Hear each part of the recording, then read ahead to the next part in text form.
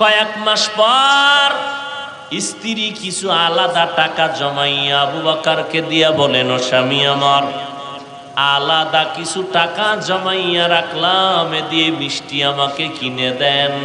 আসলে স্ত্রীও মিষ্টি খাওয়ার কোনো লোভ নাই। একটু চিন্তা করে দেখেন, রহমতের নবীর হাতে গড়া ছাত্রটা কেমন। যখন কিছু আলাদা টাকা জমাইয়া স্বামীকে বলে, এই টাকা জমাইছি, এইবার আমারে মিষ্টি খাওয়ান। আবু বকর সিদ্দিক রাদিয়াল্লাহু আনহু বলেন, তাহলে বুঝা গেল এই টাকা কই পাইছো?